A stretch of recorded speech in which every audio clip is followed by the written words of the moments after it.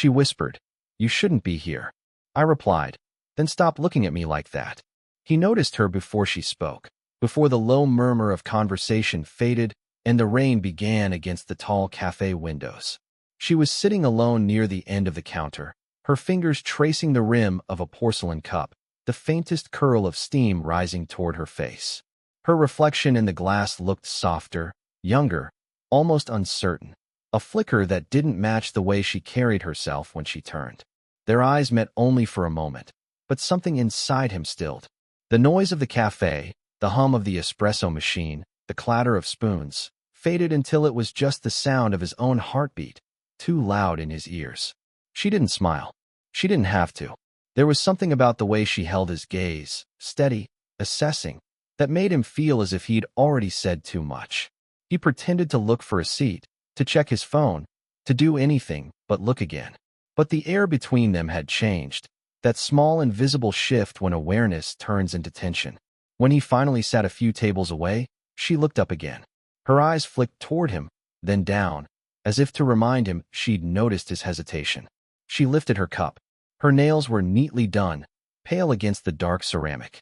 Her perfume, something faint, with warmth under it, drifted his way when the door opened and the wind carried it through the room. He told himself not to watch her. And then, of course, he did. There was a looseness in her movements, a quiet confidence that came from knowing she was being seen and not minding it. Mid-40s, maybe. The kind of beauty that didn't need to announce itself anymore. But beneath that calm, he caught flashes of distraction. The way she adjusted her necklace when she thought no one was looking. The way her thumb rested against her lower lip before she took a sip. When the seat beside her opened, he moved before thinking. She noticed. Her head turned slightly as he approached. "Is this taken?" he asked, his voice softer than intended. She looked up, almost amused. "That depends who's asking." He smiled, trying to match her tone. "Someone who doesn't like sitting alone." She tilted her head. "Then maybe you should have come earlier." But she didn't tell him no. He sat down, the space between them too small, the air warmer now. For a few moments, neither spoke. She watched the rain slide down the window, her expression unreadable. He watched the way the light caught on her earring, a small golden hoop that shifted whenever she turned her head. Finally, she said quietly, without looking at him, "You shouldn't be here." He leaned back, heartbeat in his throat. "Then stop looking at me like that." The words hung there, fragile, dangerous, too honest. She exhaled, slow and shaky, her gaze still on the rain. "You don't even know what you're asking for." "Maybe not," he said, "but I know what this feels like." Her lips parted, just slightly. Her hand brushed against the edge of the table, a tremor, a warning. And then, the bell above the door chimed. Someone called her name. Her eyes widened, a flash of fear, quickly hidden.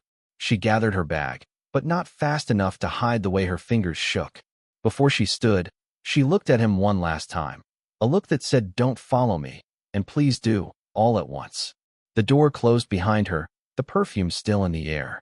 He sat there, staring at her empty cup, knowing she'd just become impossible to forget. And the rain kept falling to he didn't see her again for a week. Every afternoon, he found himself walking past the cafe window, telling himself it was coincidence. It wasn't. The memory of that look, the flicker of fear, the hint of wanting, stayed with him like the aftertaste of something sweet he couldn't name. When she finally appeared again, she wasn't alone. She stood by the counter, laughing softly with the barista, her hand brushing a strand of hair. From her face, the sound of her voice, low, warm, stirred something restless in him. She noticed him almost immediately. Her smile faltered for a fraction of a second, but she didn't look away. Instead, she gathered her drink and walked toward the back corner. There was an empty seat across from her. She didn't invite him, but she didn't stop him either. He sat down without a word. For a while, they just listened, to the hiss of the coffee machine, to the rain starting again outside. Finally, she said, "You shouldn't keep showing up like this." He smiled, though it wasn't teasing this time.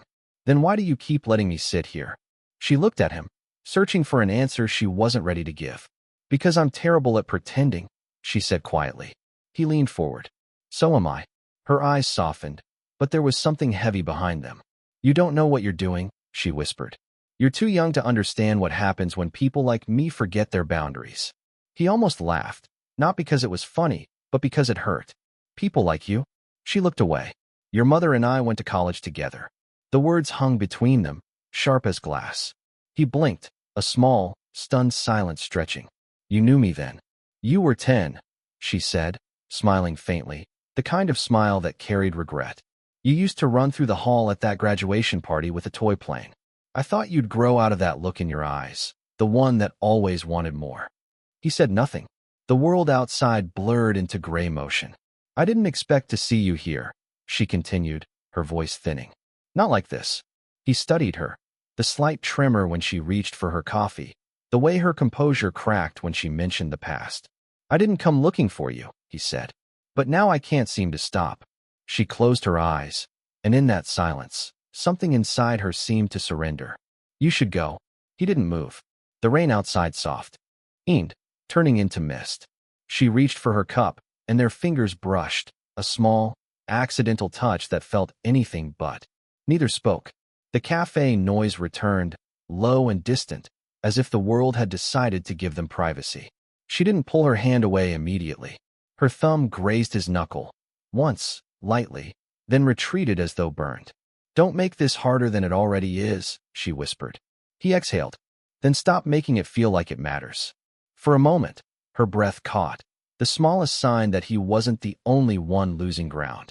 Outside, the rain had stopped, but the air between them still carried the same quiet storm, and neither of them could quite look away. The next time they saw each other, it wasn't planned. It was late, the kind of evening when the city lights turned the rain into silver threads. He was leaving the cafe just as she was walking in, umbrella half closed, hair damp at the edges. They froze, neither quite sure who should move first. You again, she said softly, a mix of disbelief and something else. Relief, maybe. You sound disappointed. I sound surprised, she replied, stepping past him, but her shoulder brushed him. It was enough to make both of them pause. He turned, close enough to see the droplets clinging to her lashes. You're soaked, he murmured. She laughed under her breath. And you're still too observant for your own good. He wanted to say more, to close the small space between them. But behind the counter, the barista called her name. She sighed, the moment breaking, and went to collect her drink.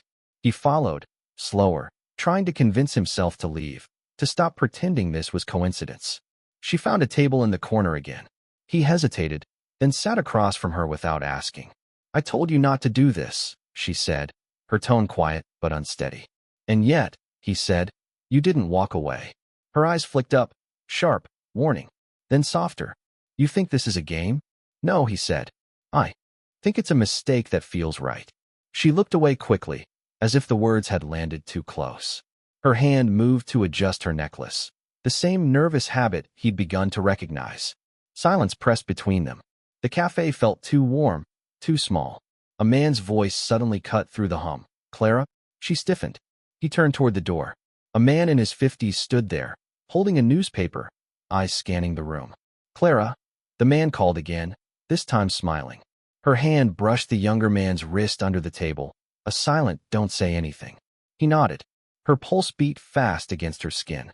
Just a colleague, she whispered quickly, forcing a smile as the man approached. Her colleague leaned down to kiss her cheek. Didn't expect to see you out so late. Neither did I, she said, her voice a little too bright. The younger man stood, pretending to check his phone. I should go, he said. Her eyes met his, an apology, a plea. Wait outside, she mouthed. He did. The cold air hit him like clarity, though it didn't last. Minutes later, she stepped out, coat wrapped tight, eyes wide with guilt. He's my ex-husband, she said before he could ask. We still talk. For appearances. He studied her, rain collecting on her lashes again. That's not all that's bothering you. She didn't answer. Instead, she stepped closer, too close. The scent of rain and perfume and something unspoken hung between them. He lifted a hand, hesitating, then brushed a strand of wet hair from her face. Her breath caught. The space between them dissolved. Don't, she whispered, though her body leaned forward first. But before their lips met, her phone buzzed, a sharp, electric sound that shattered everything. She pulled back, eyes wide, voice trembling. I have to go. He watched her walk away again, the distance between them heavy with everything left unfinished. And when she turned at the corner, just once, he was still standing there, waiting, breathing her name into the rain. He hadn't meant to go to her house. It was one of those impulsive evenings when reason dissolves into ache, when every thought feels louder because it has nowhere else to go. The porch light was dim. Her car was parked outside. The sound of piano music drifted faintly through an open window, hesitant notes, as if she were playing just to fill the silence. He stood there for a long time before knocking. When she opened the door, she looked startled, not angry, just unguarded. Barefoot, wearing a loose sweater, hair tied back with one strand falling free. "You shouldn't have come," she said. "I know." He didn't move. Neither did she. The space between them felt impossibly fragile, like a held breath neither could release. "Then why are you here?" she asked softly. "Because you keep leaving before I can ask you not to." Her eyes flicked to the side, as if the words hurt to hear. "You don't understand what this looks like." He took a small step forward. "Then help me understand." Her breath wavered. "You think this is easy for me? You're half the age of the mistakes I've made. Then let me be something different." That silenced her. The rain had started again outside, slow and rhythmic against the porch roof. She leaned against the doorframe, arms crossed, not out of anger, but to hold herself together. He reached up, brushing a drop of rain from his hair, and her eyes followed the movement. She hated that she did. "Do you ever stop thinking?" she asked. "Not when it comes to you." A faint smile tugged at her lips, sad, dangerous. "You should." He exhaled. "I've tried." Something shifted in her expression, exhaustion giving way to something warmer, more dangerous. She stepped back from the door. "Fine. Come in before the neighbors start wondering." The house was quiet. The piano had stopped. He closed the door gently, the sound echoing like a promise. She walked toward the window, her reflection caught in the glass, half shadow, half light. "You make me forget how much I've already lost," she said. He moved closer, his voice low. "Then let me remind you what's still here." Her shoulders tightened. She turned, and suddenly he was inches away. Her hand brushed against his chest, stopping him but not pushing him back. He could feel her pulse through her fingers. She realized it too. The contact was too intimate to be accidental. "Don't," she whispered. But her voice trembled. He looked at her, really looked. The faint freckles near her collarbone, the way her throat moved when she swallowed, the thin gold chain glinting against her skin. "Tell me to leave," he said. She didn't. Her hand stayed where it was, trapped between them. Her hair brushed his wrist as she looked up. "You don't know what happens if you stay." "Maybe I do." She shook her head, barely breathing. "Then why are you still here?" "Because," he whispered, "you keep looking at me like that." Her lips parted, her breath catching, one heartbeat away from something irreversible. And then, a knock at the door. Her eyes widened. He stepped back, pulse racing. She turned toward the sound, every trace of warmth gone from her face, replaced by fear. "Don't say a word," she murmured. The piano still hummed faintly behind them, a single unresolved note hanging in the air. And neither of them dared to breathe. The knock came again, harder this time. Clara froze. Her eyes darted toward the door, then back to him. "Go," she mouthed. He hesitated. Through the frosted glass, a shadow shifted, tall, impatient. She forced a small, brittle smile and whispered, "Kitchen." "Now." He obeyed, slipping behind the doorway just as she opened the front door. "Daniel," she breathed, her tone carefully bright. "You shouldn't. It's late." Her ex-husband. The same man from the cafe. "I was in the neighborhood," Daniel said easily, but his eyes were already scanning the room. "You didn't answer my calls." "I was playing piano," she said quickly. "Didn't hear." He stepped inside without asking. "You used to leave the light on when you played." Her fingers tightened around the doorknob. Old habits fade. From the kitchen doorway, the younger man could see only her back, straight, tense, and Daniel's reflection in the mirror by the hall. He looked at her the way someone looks at something they still believe they own. "Who's here?" Daniel asked suddenly. Clara stilled. "No one." Daniel's jaw shifted. He took a step forward. "There's a car outside I don't recognize." She hesitated for half a second, long enough for Daniel to see it. Then, like instinct, she smiled. "I had groceries delivered. Maybe it's the driver." It was a good lie. Almost. From the kitchen, The younger man's heart pounded so hard he was sure it would give them away. Daniel moved closer. "You're shaking," he said softly. Clara laughed. "Too high, too quick. It's cold." But her hands betrayed her, fingers twisting the hem of her sweater, breath uneven. Daniel studied her a moment longer. Then, quieter. "You used to be a terrible liar." She looked up. "Maybe I've improved." The silence that followed was suffocating. The younger man's palms were slick against the counter. His eyes met hers, just for a second, in the mirror. That was the mistake. Daniel followed her gaze. "What's that?" he asked, turning toward the kitchen. Clara stepped in front of him, her voice sharp. "It's nothing, Daniel." But he was already moving. The younger man straightened just as Daniel stopped in the doorway, eyes narrowing. The air turned heavy, electric. Daniel's expression shifted from confusion to understanding, slow, deliberate. "Of course," he said under his breath. "Now it makes sense."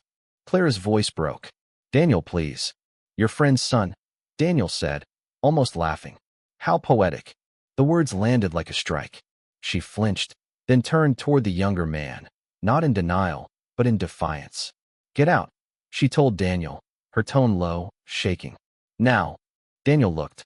Between them, something cruel flickering in his eyes. "Careful, Clara. People talk." When the door finally shut behind him, she stayed perfectly still. Her breath came shallow, uneven. He took a cautious step forward. "Clara." She turned to him, eyes bright with anger and something else. Fear, longing, exhaustion, all tangled. "You shouldn't have come tonight," she whispered. He wanted to touch her, but didn't. Her hands trembled as she reached for her necklace, the same gesture she always made when she was trying not to fall apart. "Now it's real," she said. "He knows. Everyone will." He exhaled, barely a whisper. "Then let them." She looked up, eyes wet, burning, torn. "You don't understand. This isn't just wrong anymore." "Then what is it?" Her voice cracked. "Dangerous." The word lingered between them like heat, like gravity, and neither moved, both knowing they were already too far gone to stop. The storm outside hadn't moved on. It gathered again, pressing against the windows as if listening. Clara didn't speak for a long time after Daniel left. She stood near the window, her reflection fractured by streaks of rain, arms folded, shoulders trembling, as though holding herself still was the only thing keeping her from breaking. He waited, not touching, not daring. "Finally," she whispered, "you should go before this turns into something we can't undo." "It already has." She turned, her eyes fierce, tired, shining. "You think this is simple, don't you? You think it's just attraction. But it's everything I swore I'd never let happen again." He stepped forward, voice low, steady. "Then why didn't you stop me?" Her breath caught. She shook her head, but her body betrayed her. A small step backward that wasn't distance, just hesitation. "Because you make me feel like I'm still alive," she said, the words slipping out like a confession. He closed the space between them. Slowly, carefully. Her pulse jumped beneath her skin as he reached up, fingers brushing the edge of her sleeve. "You think I don't see the fear in you?" he murmured. "I see all of it. I just don't care anymore." She laughed, soft, shaky. "You should. Tell me to leave," he said again, echoing that night in her doorway. Her hand came up, trembling, stopping against his chest. She could feel his heartbeat, hard and uneven beneath her palm. "You don't know what this costs me," she whispered. He leaned closer, their foreheads almost touching. "Then let me share the price." The words hung there, suspended in the air between their breaths. She closed her eyes. "You make it sound easy." "It isn't." He brushed his thumb along her jaw. A question, not a demand. She didn't flinch this time. The room felt too small for everything unspoken between them. The storm deepened, thunder rolling in the distance, a slow echo of the pulse running through both of them. Clara finally looked at him, really looked. "If we do this," she said, her voice almost breaking, "we don't get to go back to who we were." Maybe that's the point. A tear slipped down her cheek. She didn't hide it. He caught it with his thumb, his touch lingering a moment too long. "I hate that you make me want this," she whispered. "And I hate pretending I don't." Her hand tightened in his shirt, pulling him closer until their breath mingled, one trembling exhale from everything they'd been avoiding. She hesitated. His eyes searched hers, not asking, just waiting. The air seemed to still, even the rain outside holding its breath. And then she did something small, almost imperceptible. She leaned in, just enough for her hair to brush against his cheek, for him to feel the heat of her skin, the faint shiver that ran through her. But she stopped there, the distance between them barely a heartbeat. "This is where it changes," she whispered. "Whatever we choose next, it's not a secret anymore." He nodded, voice low. "Then let's make it honest." Her eyes softened, equal parts fear and surrender. And, though they didn't move again, the choice was already made. Outside, lightning flashed, the soundless kind that lights up everything you've been trying not to see. And in that stillness, they both knew. Whatever came next, there was no turning back. The morning came quietly, like it didn't want to disturb them. Light slipped through the curtains, soft and forgiving. The storm had passed, leaving the streets below glistening and new. Inside, everything felt slower. The air, their breathing, even the space between words that no longer needed to be said. Clara stood by the window again, coffee in hand, her sweater falling loosely off one shoulder. There was a calmness in her face now, the kind that comes only after a long night of deciding who you really are. He watched her from the couch, half smiling, unsure if he was allowed to. The silence wasn't heavy anymore. It just was. Finally, she turned. "You didn't leave." He shook his head. "You didn't ask me to." A faint smile touched her lips. "I thought I might wake up and tell myself none of this happened." He rose slowly, crossing the room until he was close enough to see the faint line of tiredness beneath her eyes, the kind that comes from too much restraint, too much fear. "And now," he asked. Her eyes lifted to his, steady. "Now I think I'm done pretending." He didn't answer right away. Instead, he reached for her hand, the one still holding the cup, and gently took it away, setting it on the windowsill. Her fingers lingered against his, soft, uncertain. "I'm not asking for forever," he said quietly. "Just something real." She looked at him for a long moment, eyes glistening. "You don't even know what it really means yet." "Maybe not," he admitted. "But I know what it feels like when something finally starts to make sense." Her breath caught, not from surprise, but recognition. She exhaled slowly, then stepped forward until their foreheads met. The contact was light, tentative, yet grounding. Two people balancing on the edge of something neither could name, but both could feel. "I was afraid of what this would take from me," she whispered. "Now I think it's giving something back." He closed his eyes, resting his hands at her waist. "Then maybe that's enough." They stood like that for a while, no grand declarations, no rehearsed promises. Just two uneven heartbeats trying to find the same rhythm. She leaned back slightly, eyes searching for him. "People will talk. Let them." Her smile was quiet, the kind that reached her eyes. She rested her head against his chest, her fingers tracing the fabric of his shirt. "You're impossible," she murmured. "Maybe," he said, brushing his lips across her hair. "But so are you." Outside, the city began to stir. Cars, voices, the distant sound of a bell. But inside, there was only stillness. When she looked up again, he kissed her forehead. Nothing hurried, nothing hidden. Just truth, sealed in silence. And for the first time, neither of them looked away. Sparkles, did you enjoy the story? Would you like to hear more slow burn, emotional stories, or something completely different next time?